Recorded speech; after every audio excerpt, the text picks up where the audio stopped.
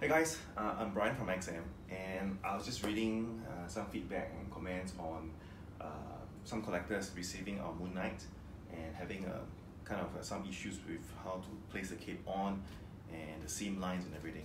So I thought maybe what we can do is do a quick guide and tips video today to show people how to best put this piece together. Come, let's go. Okay guys, so we managed to get a piece from our warehouse.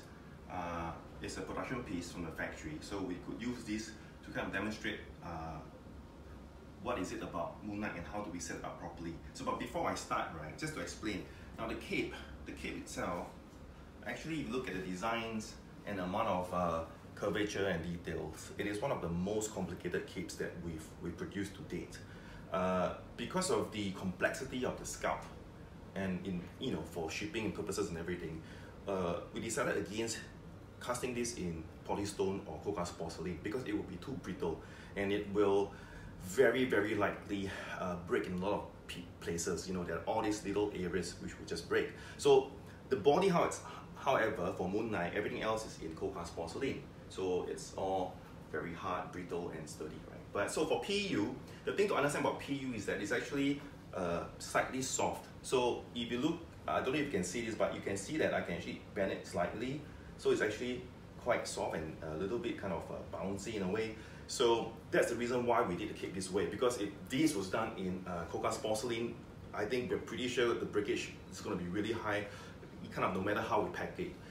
So that's the reason why we did it this way. Now, the thing that about PU is that because it's a different material composite from cold-cast porcelain, they have different kind of tolerance to temperature changes. So when we ship stuff, they are packed in boxes, they go into containers, they go overseas, and the sun sometimes shine on the outside container. The temperatures can get really high.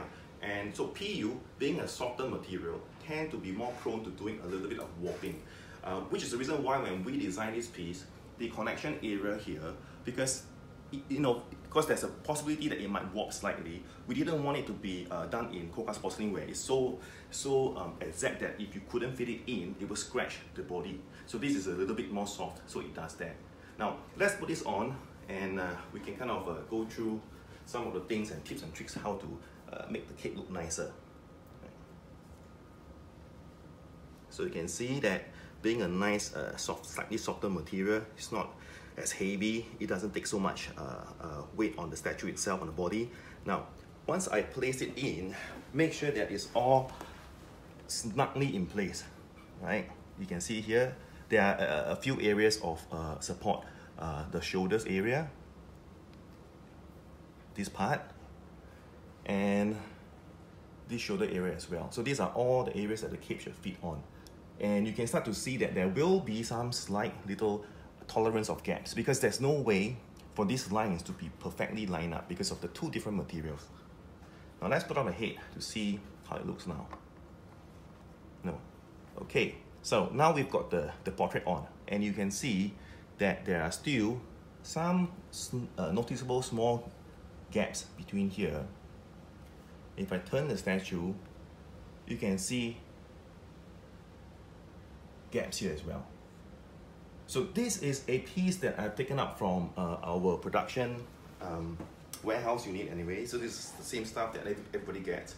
Obviously, because depending on where you stay, depending on how long this thing has been kept in storage before it ships to you, there will be very slight variance in terms of the gap areas. But it is designed with a little bit of tolerance so that it won't be an exact fit. It won't be a perfect seamless line, which it's almost impossible to achieve because this is done in two separate pieces with two different materials.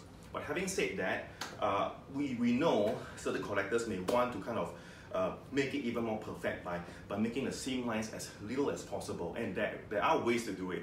So let me get a subject matter expert to help us out with this part.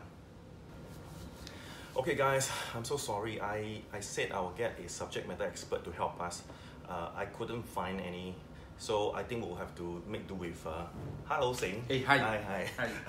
So Sing, yes, managed to get Busy Sing to stop his painting for a while to help us with this Moon Knight piece.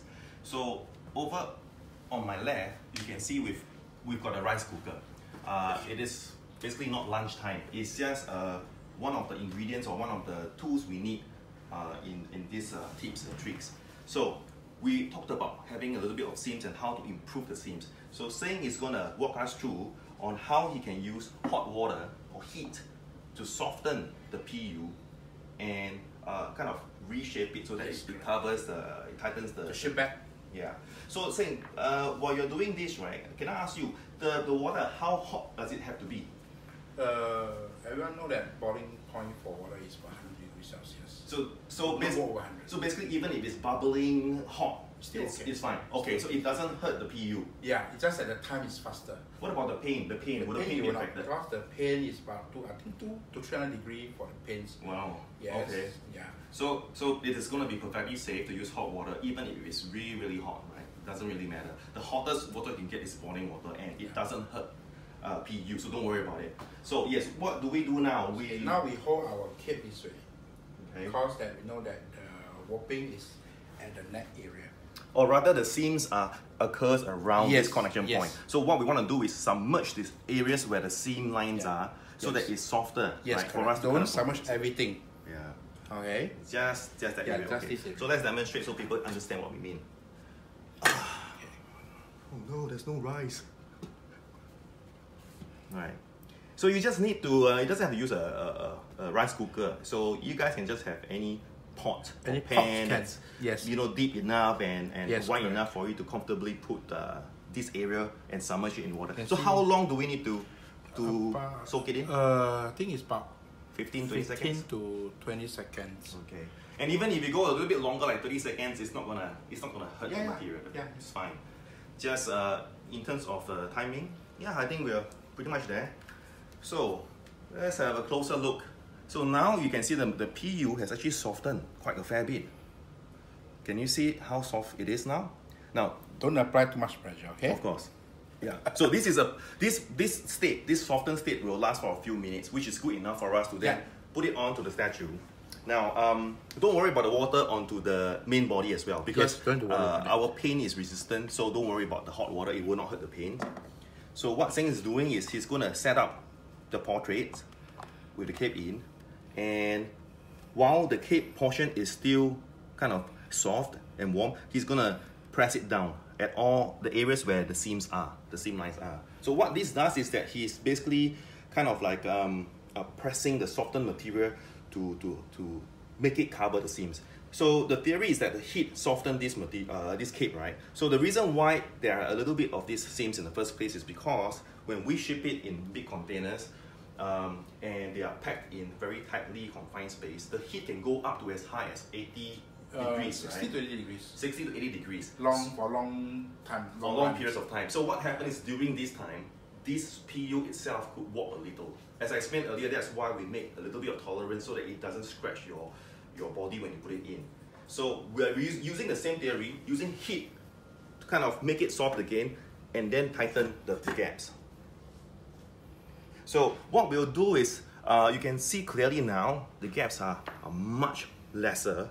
And what we could do is, after the video, at the end of the video, we'll post photos. Because we've taken photos of before, and we'll take photos of after, we'll put it side by side, so you guys can see the comparison.